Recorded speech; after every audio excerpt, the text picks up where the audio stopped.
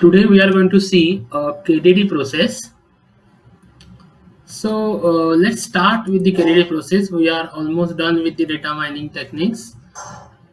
And now in KDD process, this is a schematic diagram for the KDD process. These are the steps: the selection, pre-processing, transformation, data mining, and interpretation. And these are the models. Initially we have the initial data, then it is converted to target data, then it is converted to pre-processed data, then it is converted to transform data, then converted to the model, and then you are going to get the knowledge. So let's start with every step. Each step, first step is the selection step. In that we are supposed to obtain the data from the various resources. In pre-processing we are going to refine the data. Transformation, we need to convert the common format, and that may be to a new format which will be understandable by our database or our system. Later on we are going to find out the results that we are expecting, and then we are going to interpret that result, and we're going to check whether the results are correct or not, and then it is converted to the knowledge. So if you want to see the details, let us have the example of the weblog. You want to find out a particular site, or you want to find out the particular URL, so you are supposed to get the all possible URLs. Means suppose if you want to find out the lecture for the KDD process, so KDD process comes under the data mining, and for that purpose we are going to deal with all the websites or all the URLs that we have for the web logging. So we are going to select all the data. We'll pre-process that data, then identifying the URLs. We will remove that URLs which are not appropriate, which are faulty, which are just you can say that if you don't like the ads, if some URLs are providing you some ads, you can neglect that URLs into the processing. Then that you are supposed to group those URLs according to your knowledge and according to your condition. Then you will search every URL. You will find out which is satisfying your needs, and then you can form a bunch, and then that is applied for the user. So this is the knowledge and about the KDD process. Let us understand what is the data mining versus KDD. The KDD stands for the knowledge discovery in database, and the data mining is nothing but finding out the useful information in database. Means for example, if you want to search a KDD YouTube video, it is under data mining. So whenever you are going to find actual KDD video, you are going to get a data mining techniques and all these things. That is done by the data mining. The first thing, so we have the three tuples: the SQL, then data mining, and the KDD. The entire database, whatever you have in the database, if you want to collect those things, that will be in SQL. A particular data mining will be for by the data mining. And if you want to find out the actual KDD videos through the content, that is done by the KDD. So this is the actual difference between the KDD data mining and the SQL programming. Issues: human interaction, overfitting. Actually, if you want to specify the needs, then outliers, there are so many samples that doesn't come into the scenario, but they are also useful. So whether to take it or neglect it, that is the problem. Interpretation is a very important role because it changes person to person, so definitely it changes system to system. Therefore interpretation part is a very important. You need to visualize that, because whenever you are dealing with the KDD, you are going to spread the knowledge, you are going to set the knowledge, and for that purpose the visualization is a very necessary thing. Also here you are going to form a large data set. So large data set means that again you are supposed to work with this KDD system. And the last thing is the high dimensionality. What is the meaning of high dimensionality? As you go on, as you go from the SQL to data mining, you are going to increase the dimensionality. Means as per your needs, as per your requirement, you are going to find out the your output. So whenever, for example, just I told you that you want to find out the KDD YouTube videos, so it comes under the database and data mining. Whenever you are dealing with the SQL, just only one dimension, that is the data warehouse or the databases. Later on in data mining, it may be data mining, data warehouse, and another extra. Again, if you want to find out the KDD diagram, that is one more thing. So you are going to add the extra dimension in that. So definitely the high dimensionality is the issue in KDD process. Again, multimedia data, the missing data, as we have problem in database, irrelevant data, noisy data, changing data, integration, and the applications are the KDD issues. How the data mining and development is done. The first one is the information retrieval. Here you're going to find out the information which have the similarities in the measurement, which have the clustering techniques. That is done by some imprecise queries. You have the textual data. Then you're going to go with the statistics. For that you have the Bayes theorem, regression analysis, EM algorithm, k-mean clustering, time series analysis. Then in machine learning you have the neural network, decision tree algorithms. Later on, the algorithm design techniques, algorithm analysis, data structures, and in database you have the relational data model, SQL, association rule algorithm, data warehousing, and the scalability techniques. So view the data using data mining. Now here you are going to see the visualization. It's quite useful to understand the technique. It provides the high accuracy. It is used for the return on investment. Definitely whatever you want to work, you are going to get that. Therefore it is just like a return on investment, and it provides the space versus time. Now how to visualize the data? You can visualize through graphical, you can visualize through geometric, it is icon based, it is a pixel based, it is a hierarchical, and it is a hybrid also.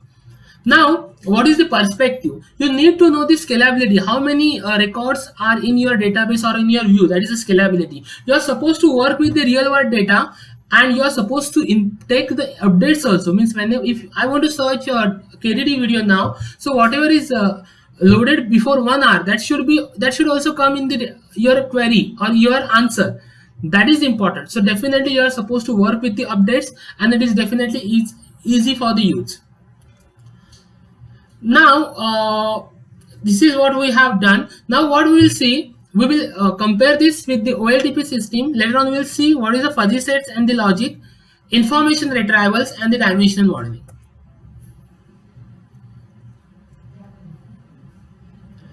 So this is one example of the schema. Like if you want to find out a person who's having a salary more than 10,000. So it's quite simple. You have a database like ID, name, address, salary, job number, data model. You are going to form the relational. So company will be related to that person. A post will be related to that person. And the query is quite simple. Select the name from that particular table where the salary is greater than 10,000. It is the example of imprecise query. Now, what is fuzzy set and what is the usefulness of the fuzzy set? So here you are going to work with a set of membership functions, and it is between 0 and 1. So f of x is probability of x in f, and 1 minus f of x means probability of x that is not in f. So for example, if I want to say that a person is tall, okay, suppose there are person whose name is x is tall, so definitely he is a tall. But again, if y comes who is taller than y, then can you say x is tall? Yes, because he is a tall. So here you are going to give a membership. So definitely x will be 0.6. So he is a 0.6 tall, and the y is 0.8 tall. So whenever again the next person z who is again coming over there, and if he is taller than y, so you will get the higher membership. It might be 0.9. If he is between x and y, he will get that particular between number, that is a 0.7, and so on. So definitely that tall is a property of that person, and you are going to preserve that property. That is quite important. Again, that if you say that 0.6 is a probability of x person having tall, you can say that 0.4 is a probability of having that person short. So the same thing is applied in a fuzzy set with the membership function. So that is the use of the membership function. Because if you want to work with the query x, y, z, x is also tall, y is also tall, z is also tall. But according to normal structured query language, it is quite difficult to tell x and y is tall, because the z is taller than that two persons. So definitely, if you want to preserve the property of x and y, you are supposed to use a fuzzy set. So it is definitely the prediction and the classification. So this is the example of the fuzzy set, the crisp set, and the fuzzy set.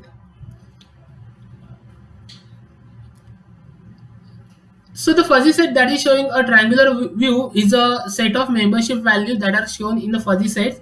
There is a gradual decrease in the set of values of a short, that a gradual increase and decrease in the set of values of a median, gradual increase in the set of values of a tall. So it changes according to the database, and that we are supposed to work with it. So this is a classification.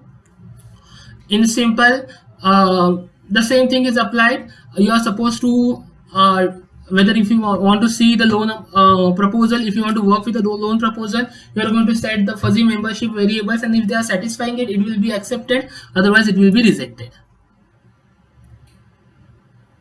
Again, if you use a structured query language, it is a straightforward thing. But if he is having a lower salary, but he is able to pay the installment, then definitely a bank will understood his problem, and they may accept his loan proposal. So this is coming under fuzzy set. So the information retrieval is a quite different thing. That is what we have. We are supposed to get the data in a textual format. Examples: library sciences, digital libraries, web search engines, and so on. So what is the meaning of the similarity? It measures how the close a query is to the document, means how both are going to match, what are the percentage of the both the samples are going to match. So definitely it is nothing but the comparison of relevant and retry. Relevant means that is a particular difference. Means, for example, a particular thing is of 10 centimeter long, but whenever you're going to apply, it might be 9.75 or 10.25. So this is actual retrieve. Whatever I'm getting it is a retrieve. This is the query result that we are going to get with the classification and all. Then the next thing is a dimensional modeling. View the data in hierarchical manner, more as the business executive might. It supports the decision support system and the mining. The dimensions means adding the extra element. So definitely it is going to useful as a facts, because data is going to stored over there according to those dimensions, and you are going to work with those dimensions. This is a hierarchy example over there. The statistics is a simple descriptive models. The models are created with some sample information.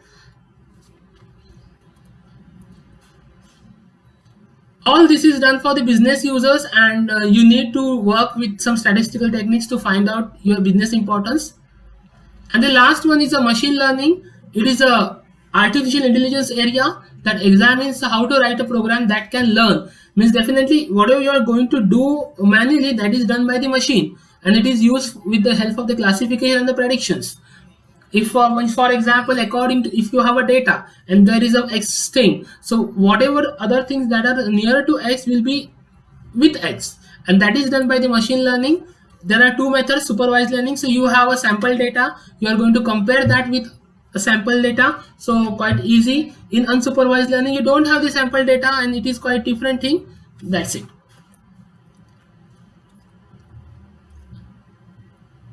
Now next thing is a pattern matching. What is a pattern matching? It finds the occurrence of a predefined patterns in a data, and it is an example of a speech recognition. Means, for example, you can have a speech sample, and then you can match those samples with another one. This is the example of the information retrieval, time series analysis, and etc. So this is one example of the classification, and that's all for the unit 4. Thank you.